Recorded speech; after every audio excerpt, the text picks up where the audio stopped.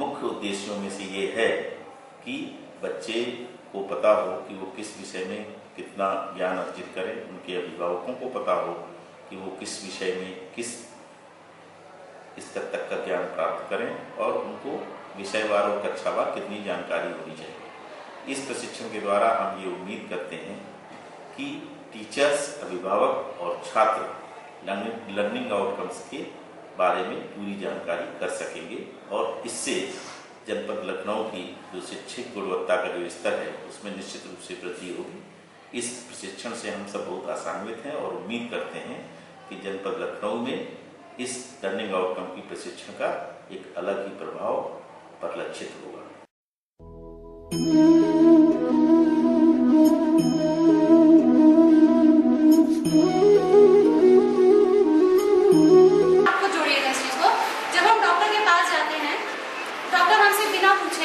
हमसे ये ना पूछे कि हमें हुआ क्या है, एक प्रिस्क्रिप्शन तैयार करके दे दे तो क्या हम ठीक हो जाएंगे? नहीं होंगे तो सेटिस्फैक्शन नहीं होगा। ठीक हो सकते हैं। आप मान लो मुझे बुखार है, उससे दवाई दे दी खांसी की, मेरा बुखार ठीक हो जाएगा? डॉक्टर ने पूछा नहीं, आपने बताया नहीं, प्रॉब्लम नहीं पता चलेगी। यस, मैम ने रिलेट कर लिया प्रॉब्लम, डायग्नोज द प्रॉब्लम। हमें किसको डायग्नोज करना है? प्रॉब्लम। आपने बिल्कुल सही बताया कि ये आधा है और ये पूरा है। बच्चों को बताने के लिए जैसे हम भी भूल जाते हैं, पता है कि एक आधा है एक पूरा है, कभी कभी अपने दिमाग में भी भ्रमित हो सकते हैं। सबसे सरल तरीका है इसको समझने का,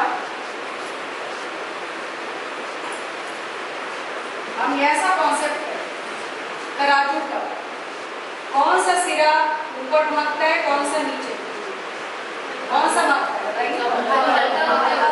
हल्का जो होता है वो ऊपर भागेगा। यहाँ से इधर भी पर्वत फैले हुए हैं और इधर भी पर्वत फैले हुए हैं। पूरा एक श्रेणी।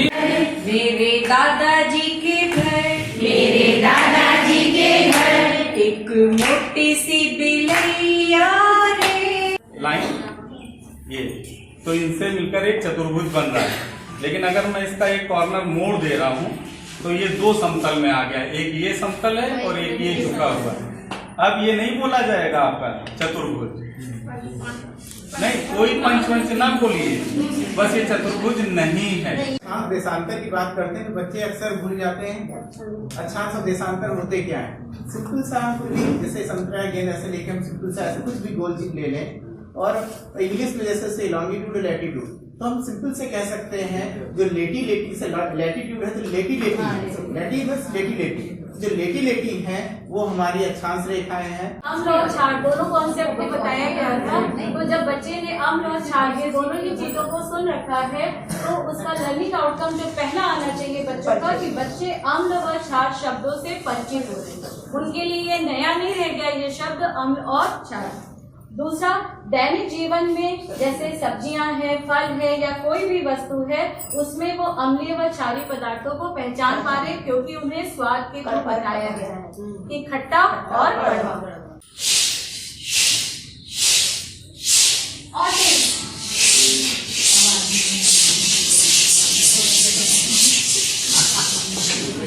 ये वर्ड इसमें दो बार ही आया है, एक बार एल आया है, एक बार पी, एक बार एच, एक बार ए, एक बार एन, एक बार टी। कितने वर्ड आप 3 लेटर या 4 लेटर कितने वर्ड बना सकते हैं, इन्हीं लेटर को यूज करना है। 1 2 3 गो। एक तो ए हो गया, आप अपने बनाइए। लेट्स सी 2 मिनट यही होने चाहिए, इससे ज्यादा वर्ड नहीं होने चाहिए। बड़े बेटे के भी 3 बेटे, सात तारीखा ये कई हाथ, सात तारीखा जो है ये जो पहला बेटा है ये कानून को लागू करने, जो भी नियम बनाते हैं घर परिवार में उसको वो चलाने का काम कार्यपालिका करती है।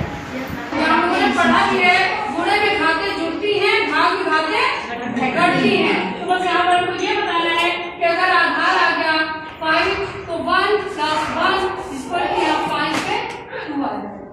Am I right? Yes or no? Please say. Thank you. उसको असावधानी होगी। फिर उसके बाद यहाँ पर पेड़ पौधे दिखाए गए हैं, तो हम बता सकते हैं मतलब गो ग्रीन का नारा हम यहाँ दे सकते हैं कि आप कोई भी इवेंट ऑर्गेनाइज करिए तो उसमें आप पेड़ पौधे लगाइए, तो वो ऑक्सीजन दे रहे हैं, जो उनका बायोलॉजिकल रोल है वो तो अच्छा है ही, बट वो हमारे कार्यक्रम को सुंदरता भी प्रदान करेंगे और ऑर्नामेंटल यूज भी है पौधों का।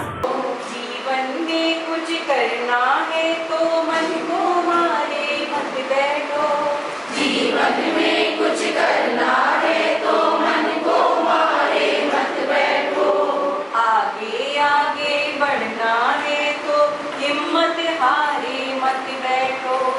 होगा वो अगले लेसन के लिए पूर्ण ज्ञान हो जाएगा कि कौन सा कपड़ा हम गर्मियों में पहनते हैं वो कहाँ से बनता है, कौन सा कपड़ा हम जाड़ों में पहनते हैं वो किन रेशो से बनता है।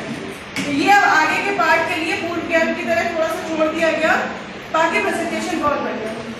आओ बच्चों तुम्हें दिखाएं झांकी विज्ञान की, आओ बच्चों तुम्हें दिखाएं झांकी विज्ञान की, न्यूटन की गति एवं ग्राहम बेल के फोन की, न्यूटन की गति और ग्राहम बेल के फोन की, एडिसन ने बल्ब को खोजा वही प्रकाश राज है, एडिसन ने बल्ब को खोजा वही प्रकाश राज है, बेवेल ने कंप्यूटर खोजा तकनीकी सम्राट है।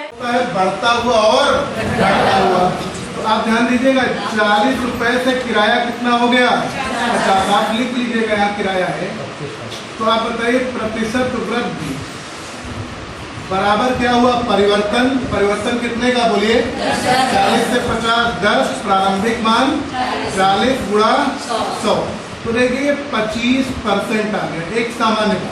35 रुपए दर्जनों केला दे रहा है, आपने 50 की नोट दी, टूटे आपके पास 5 रुपए नहीं, बाई चांस उसके पास भी नहीं, वो कहता मैंने काम करिए ये टूटे तो आपके पास भी नहीं हमारे पास भी नहीं, 40 रुपए के हम 14 केले आपको दे रहे हैं। अब आप बताइए वो तुरंत उसने लगा के दे दिया, आप सोच पाए कि 35 रुपए के 12 सस्ते थे या 40 रुपए के 14 सस्ते, आप लगाते रह जाइए 35 रुपए के 12 केले तो एक केला कितने का पड़ा। और आप अपनी सोच नहीं पा रहे, बातें 36 3 रुपए तो हो गए, 1 रुपया कम पड़ा, 12 रुपया 24, बाकी बचे 6 5 11, 12 नहीं 108, दशमलव मित्रेश जी बताते रह गए, हम बताते टीचिंग का एक होता है कौशल डेवलप करना, कौशल विकास। जैसे हम लोग टीचिंग जब करते हैं, सामान्य टीचिंग जो हमारे विद्यालय में होती है, उसमें पहले हम क्या लिखते हैं, कौन सा उद्देश्य लिखते हैं, सामान्य उद्देश्य, दूसरा उसके बाद प्रस्तावना, फिर सहायक सामग्री, प्रस्तुतिकरण, श्यामपट्ट और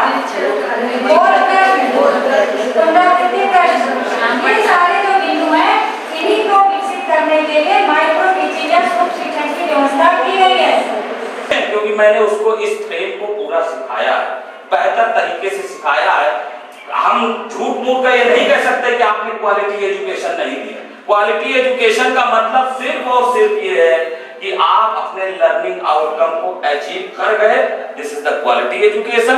अगर नहीं अचीव हो पा रहे हैं तो थोड़ा सा कुछ कमी है, कमी को दूर हम टीचिंग लर्निंग प्रोसेस में चेंज करके करें, बस यही है।